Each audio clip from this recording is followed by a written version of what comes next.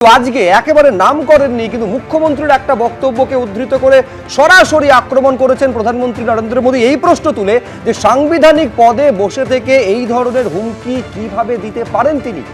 কি বলেছিলেন মমতা বন্দ্যোপাধ্যায়, তাকে আক্রমণ করতে গিয়ে আজকে নরেন্দ্র মোদী ব্রিগেডের সভামঞ্চ থেকে কি বললেন দেখুন। যদি আমরা না থাকি কোনোদিন সেরকম আসে, 1 সেকেন্ড লাগবে।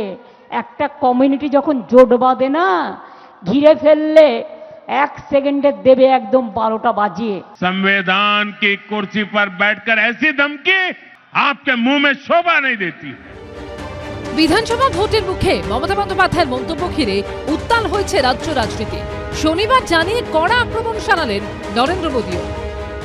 আমরা আছি বলে না আপনারা সবাই ভালো আছেন, আর যদি আমরা না থাকি কোনোদিন সেরকম আসে, 1 সেকেন্ড লাগবে। একটা কমিউনিটি যখন জোট বাঁধে না, ঘিরে ফেললে 1 সেকেন্ডে দেবে একদম 12টা বাজিয়ে। যদি নিজেদের 13টা বাজাতে না চান, বিজেপির অপপ্রচারে কেউ ভুল বুঝবেন না।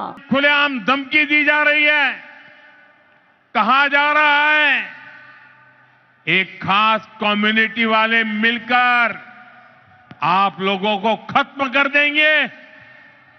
संविधान की कुर्सी पर बैठकर ऐसी धमकी, करोड़ों बंगाली लोगों को खत्म करने की बात आपके मुंह में शोभा नहीं देती है। मैं पूछना चाहता हूं, वो कौन लोग हैं जो टीएमसी सरकार के इशारों पर करोड़ों लोगों को खत्म कर देंगे। সব মিলিয়ে বিতর্ক তুঙ্গে অনির্বাণ বিশ্বাস, সৌরভ বন্দ্যোপাধ্যায় ও সন্দীপ সরকারের রিপোর্ট, এবিপি আনন্দ। একেবারে মুখ্যমন্ত্রী যে কথা বলেছেন, আমরা আছি তাই আপনারা আছেন, 1 সেকেন্ডে তারা 12টা বাজিয়ে দেবে। আমি এখানেই শতরূপের কাছে আসবো। শতরূপ, একদম নাম না করে প্রধানমন্ত্রী মুখ্যমন্ত্রীকে আক্রমণ শানিয়েছেন এবং বিশেষ করে যেটা বললেন, সংবিধান স্বীকৃত পদে বসে এভাবে হুমকি আপনার মুখে শোভা পায় না। শতরূপ, তার মানে বিভাজন ভাগাভাগির রাজনীতিতে এবারে ভোট হতে চলেছে। দেখুন, কথাটা তো মিথ্যে নয়, এটা তো ঘটনা যে বিজেপি আরএসএসকে আমরা চিরকাল বলতে শুনেছি যে একটা সম্প্রদায় রয়েছে যারা কিনা চায় যে একজোট হয়ে সমস্ত হিন্দুকে কচুকাটা করে দিতে। বিজেপি আরএসএস এর মুখে চিরকাল শুনে আসা এই কথাটাই মমতা বন্দ্যোপাধ্যায়ের মুখে শুনছি। ঠিক যেমন অরূপদা সঠিক কথা বললেন যে নরেন্দ্র মোদী বলেছিলেন সংখ্যালঘু মানুষকে কুকুরের বাচ্চা, ঠিক কথা বললেন। আবার মমতা বন্দ্যোপাধ্যায় সংখ্যালঘু মানুষকে বলেছিলেন দুধ দেওয়া গরু। সুতরাং মমতা বন্দ্যোপাধ্যায় এবং নরেন্দ্র মোদী দুজনের কাছেই সংখ্যালঘু মানুষেরা হচ্ছে পশু, কারোর কাছে কুকুর, কারোর কাছে গরু। কিন্তু মানুষকে মানুষ ভাবতে শেখার জন্য এই দুটো দলকেই বর্জন করতে হবে। আমি একটা কথা বলি এখানে, আজকে আপনারা মোদির যে এটা দেখাচ্ছেন, আপনাদের ক্যামেরার ফ্রেমটা খুব ইন্টারেস্টিং। সামনে একটা মোদি আছে, মাইকে বকবক করছেন, পেছনে একটা মোদি হাসছেন। ওর পেছনে যে ব্যানারটা ছিল ওটা দেখতে দেখতে আমার মনে হচ্ছে মোদির কথা শুনে মোদিই হাসছে। আমি কেন বলছি কথাটা, এই যে উনি চুনচুনকে মারেঙ্গে, মোগাম্বো খুশোয়া, ওই I hate Pushpa, I hate tears, এইসব কথাটা বলেনি, চুনচুনকে হিসাব লেঙ্গে, তারপরে আরো যা যা বলে থাকতে পারেন, মোগাম্বো খুশোয়া বলতে পারতেন হয়তো, কি বসন্তিন কুত্তকে সামনে নাচনা, আর কি কি বলেছেন আমি জানি না, যে পুষ্পা আই হেট টিয়ার্স, এরকম তো অনেক ডায়লগ দেওয়ার জন্য দেওয়াই যায়। তার বাইরে যে কথাগুলো উনি যে বললেন না, তা হচ্ছে কেন্দ্রের সরকারের আড়তি কটন মিল পশ্চিমবাংলায় হাওড়ায় 1 বছর ধরে কর্মচারীরা মাইনে পাচ্ছে না। মোদী সরকারের কটন মিল কেন মাইনে পাচ্ছে না? বিএসএনএল এর যারা ঠিকা শ্রমিক আজকে 5 বছরের উপর তারা নিয়মিত মাইনে পাচ্ছে না। বাংলার হাজার হাজার বিএসএনএল ঠিকা শ্রমিক। তাই নিয়ে আদানির তৈরি করা বর্ধমানের এক্সপ্রেসওয়ে মেমারিতে গার্ডরেল, কেন্দ্রের সরকারের ন্যাশনাল হাইওয়ের গার্ডরেল আদানিকে দিয়ে তৈরি হওয়ার 3 মাসের মধ্যে ভেঙে পড়েছে। যখন পোস্টার ফ্লাইওভার ভেঙে পড়েছিল মোদী বলেছিলেন অ্যাক্ট অফ ফ্রড, ঠিক বলেছিলেন। তাহলে এখন আপনার পেয়ারের আদানি যে গার্ডরেল বানাচ্ছে, আপনার এই পেয়ারের আদানি যে ন্যাশনাল হাইওয়ের গার্ডরেল বানাচ্ছে 3 মাসের মধ্যে ভেঙে পড়ছে, এইটা অ্যাক্ট অফ কে? এইটাকে নিয়ে একটা শব্দ, যে কথাগুলো বলার দরকার ছিল। পশ্চিমবাংলা থেকে এত এমপি পেয়েছেন, এত এমএলএ পেয়েছেন, বাংলাকে গত 12 বছরে একটা নতুন কেন্দ্রের সরকারের প্রকল্প, একটা নতুন একটা রিভার ভ্যালি, একটা ব্যারেজ প্রজেক্ট, একটা কেন্দ্রের বিশ্ববিদ্যালয়, একটা কেন্দ্রের নতুন স্কুল, একটা কোনো কিছু পশ্চিমবাংলাকে দিয়েছেন গত 12 বছরে। তাই নিয়ে একটা শব্দ শুনলাম না। যেটাকে নিয়ে আজকে আলোচনা হচ্ছে উনি নাকি বিজেপি কর্মীদের গায়ে যারা হাত তুলেছে মেরেছে তাদের উপর বদলা নেবেন। আমি এই প্রসঙ্গেই যাচ্ছি না যে 2018 পঞ্চায়েতের পরে যে শুভেন্দু অধিকারীর নামে বলতেন যে বিজেপি কর্মী, মানে বিজেপির হয়ে প্রার্থী হয়েছে বলে শুভেন্দু অধিকারীর গুন্ডারা মা মেয়েকে ধর্ষণ করেছে, এই বলে বিজেপি মিছিল করেছে, সেই শুভেন্দু অধিকারী কেন আজকে আপনার দলের নেতা? আমি সেই প্রসঙ্গ সরিয়ে রাখছি। আমি আপনাদেরকে বলছি 2021 পোস্টপোল ভায়োলেন্স, 2021 পোস্টপোল ভায়োলেন্সের সিবিআই তদন্তের নির্দেশ দিয়েছিল হাইকোর্ট। প্রিয়াঙ্কা তিব্রেওয়াল এবং তরুণজ্যোতি তিওয়ারি বিজেপির দুজন নেতা এবং নেত্রী আইনজীবী, তারা হচ্ছে লড়াই করে সেই নির্দেশ নিয়ে এসেছিল। আমি হচ্ছে সারদা নারদা থেকে শুরু করে বাকি গরু চুরি, কয়লা চুরি, চাকরি চুরি সব ছেড়ে দিলাম। বিজেপি কর্মীদের পোস্টপোল ভায়োলেন্সে খুন হওয়া, অভিজিৎ সরকার বলে বিজেপির এক বেলেঘাটার এক কর্মী, আপনারা দেখবেন ফেসবুক লাইভ করে বললো যে আমাকে পরেশপাড়ার লোকেরা খুন করতে আসছে, এবং সত্যি সে খুন হয়ে গেল। তারপরে তার দাদা, আমি একাধিক নিউজ চ্যানেলের স্টুডিওতে বসে ইদানিং কালের মধ্যে আমরা বলতে শুনেছি, আমার সামনে বলতে শুনেছি যে সিবিআই উপস্থিত নেই বলে শিয়ালদা কোর্টে এমনকি অভিজিতের খুনিরা বেল পেয়ে যাচ্ছিল। জাজ সিবিআই আইনজীবীকে জিজ্ঞেস করল, অফিসারদের জিজ্ঞেস করলো আপনাদের তো আইনজীবী আসেনি, তাহলে কি আমি বেলটা দিয়ে দেবো? তার দাদা আজকে পাগলের মতো লড়ে যাচ্ছে বলে এখন অবধি। হিংসার কথা বলছো শতরূপ, এই তো প্রধানমন্ত্রী বলছেন তোমরা যখন ক্ষমতায় ছিলে তোমাদের সময় যারা বাহুবলীরা ছিল, যারা হিংসা করতো, তারাই তখন দল ভারী করে তৃণমূলে গেছে। আমি তো একটা উদাহরণ দিলাম, যে শুভেন্দু অধিকারীর নামে অভিযোগ করতেন যে মা মেয়েকে ধর্ষণ করে খুন করেছে, সেই শুভেন্দু অধিকারী এখন বিজেপির নেতা। কিন্তু আমি বলছি আমাদের সরকারটা না আজ থেকে 16 বছর আগে পশ্চিমবাংলা থেকে চলে গেছে। এখন এখানে বসে 16 বছর আগের কথার উত্তর দেবো না।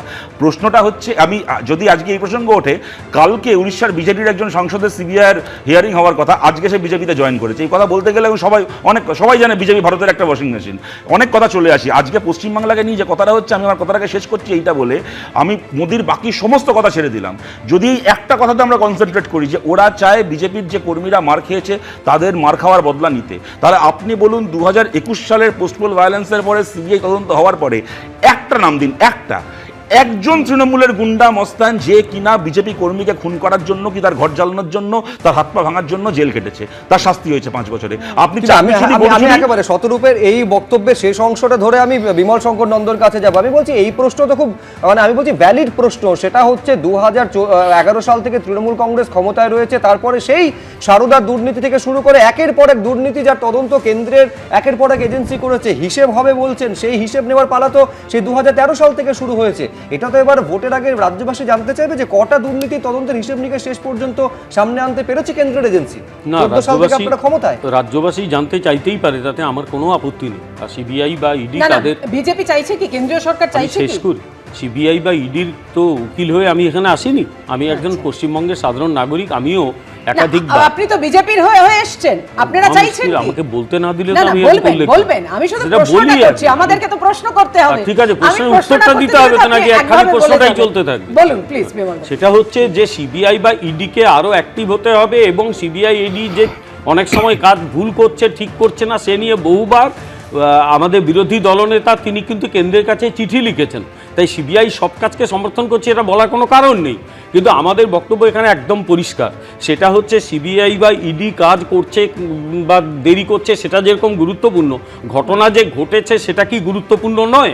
2021 সালে যখন খেজুরিতে 60 বছরের মহিলা 18 বছরের ক্রিমিনালদের হাতে রেপ্ট হয় তার নাতির বয়সী, আবার পাশের গ্রামে 16 বছরের মহিলা 50 বছরের তৃণমূল গুন্ডাদের হাতে রেপ্ট হয়, তখন কিন্তু এই রাজ্যের একজন এই মহিলা মুখ্যমন্ত্রী বা একটা লোকও তার প্রতিবাদ করেনি।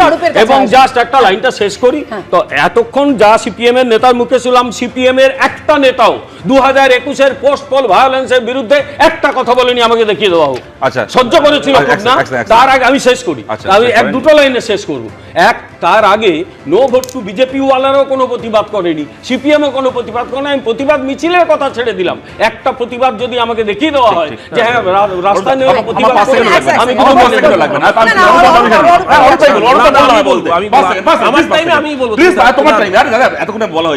আমি মেনে নিচ্ছি, আমার কথাটা ফেরত দিয়ে নিচ্ছি। বিমল শঙ্কর নন্দ যেটা বললেন, যেহেতু সিপিএম কোনো প্রতিবাদ করেনি সেহেতু ইডি সিবিআই তদন্তটা শেষ। ঠিক আছে,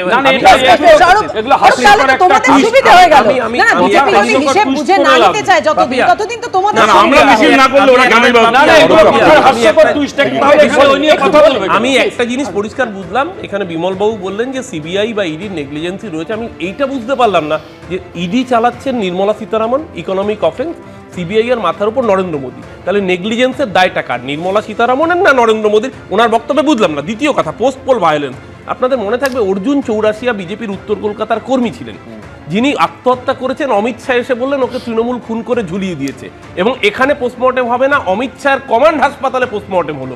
কি পাওয়া গেল? আত্মহত্যা করেছেন। দেশের স্বরাষ্ট্রমন্ত্রী এসে আগেই বলে দিচ্ছেন তৃণমূল খুন করেছে।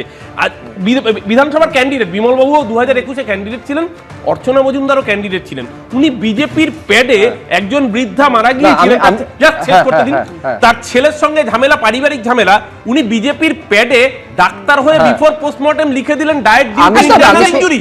এই যদি পোস্টপোল ভায়োলেন্সের নমুনা হয়, নন্দীগ্রামে নাতির কইতে খেতে গেছে একদম বিজেপির মৃত্যু কর্মীদের যে কোনো মৃত্যুই দুর্ভাগ্যজনক, বা তৃণমূলের অর্থাৎ শাসক দলের রহস্য থেকে যায়, সত্যি সত্যি সেই সত্যটা উদ্ঘাটন হয় না।